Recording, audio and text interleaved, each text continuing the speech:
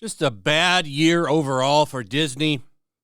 They just released their Peter Pan and Wendy movie over on Disney Plus last week on April 28th. And nobody's talking about it. Why? Because nobody watched it. People have to watch things to talk about them. So my guess is that the numbers for this are a disaster. Now, we won't find out for a couple of weeks whenever everything comes to Nielsen and other outlets, but I would be willing to guess that the streaming numbers for this are pathetic. That's my guess. I'd say it's likely true. Because usually people talk on social media about stuff and nobody's talking about this. By the way, there's a bunch of new trailers for this. They're all ratio. This is the original. I mean, look at that beautiful ratio. 590,000 dislikes to 51,000 likes. And we got this one, which was released 2 days ago. 2 days ago. And it's already downvoted 2.5 thousand to 781 likes. And there's this one from 10 days ago, a short clip of Captain Hook, downvoted 6,000 times to 1,000 upvotes. And then there's this. The beautiful Rotten Tomatoes score, seen at 19% from audiences, and actually pretty low for critics, 67% from critics. It's not very good for Disney. This is them like trying to fluff it as best they can. If you look at the reviews, they're like, lots of problems in this, didn't like this, 4 out of 5. 3.5 out of 5.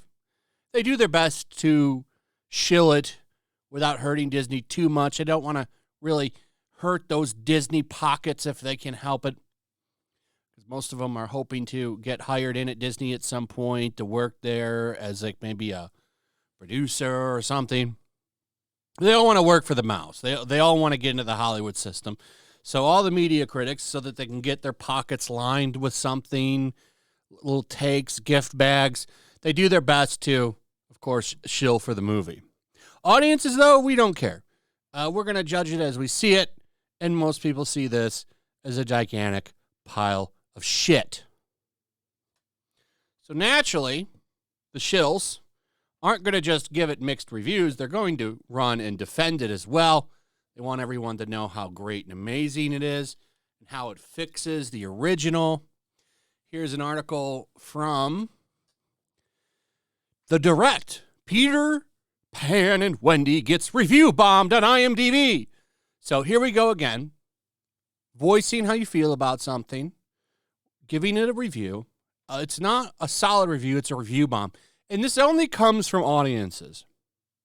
This is only from audiences. Remember, so I did a video on The Last of Us, the PC port.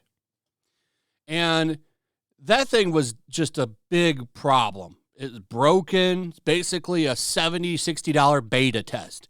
You paid for the privilege to beta test it for Naughty Dog and Sony. Naturally, fans were pretty upset about that, and they took to the reviews to let everyone know that it was a broken piece of shit.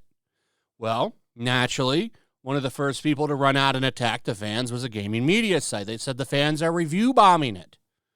Review bombing it. They didn't talk about why it was getting bad reviews or how it was justified for its bad reviews because of the fact that it was a broken piece of shit. No. They took the side of the corporation. I don't remember which outlet it was, but I'm sure if you search Naughty Dog or Last of Us on my videos, you'll find it pretty easy. So, once again, here comes the Direct, saying that fans are review bombing Peter Pan and Wendy. Or how about this one from Inside the Magic? Peter Pan and Wendy review bombed for being charmless and politically correct. Well, people don't like that shit. It is charmless. It's a soulless, politically correct piece of shit is what it is. But these outlets, they never go that far. They love it. Why do they love it? Well, because of the fact that movies like this try to correct history. Got to get rid of that problematic Peter Pan movie from before. Now we have a more politically correct version. How Peter Pan and Wendy attempts to correct Disney's racist history with the story. This isn't your grandmother's Tiger Lily. Right? This is nobody's Tiger Lily. This is a piece of garbage. Crap. Junk. Cash grab shit. So bad, in fact, they didn't put it in theaters. They put it on Disney Plus. Showing you how confident they were in this piece of garbage.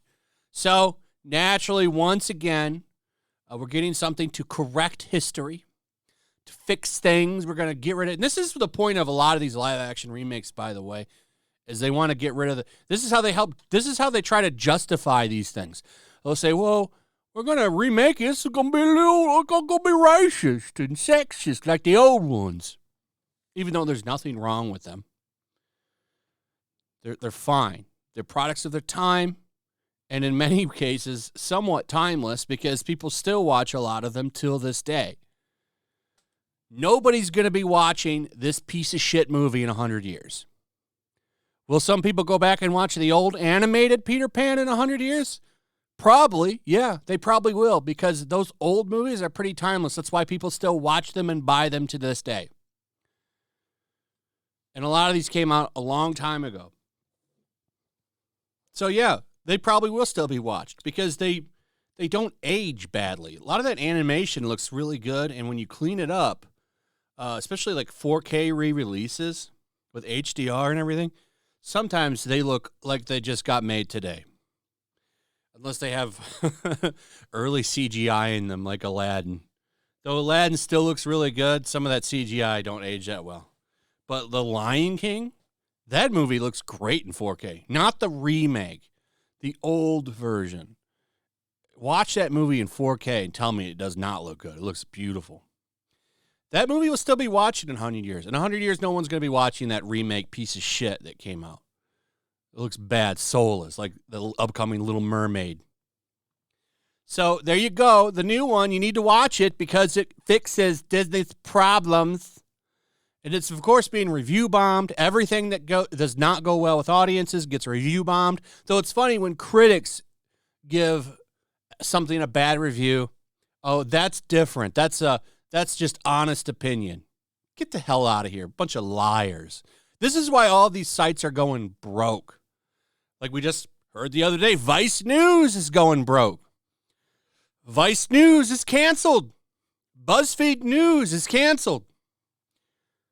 I can't wait till the headline comes out that Entertainment Weekly is canceled. These people forgot the number one rule. Don't go against your audience, which is exactly what they're doing. These people are supposed to be there for you, to inform you.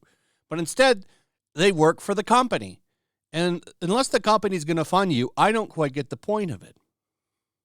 Anyway, that's pretty much it. Let me know what you think. Also, if you would, please like, subscribe, share the video. Make sure you're still subscribed. Hit that notification bell. Check out my Romo Locals, and I'll see you on the next one.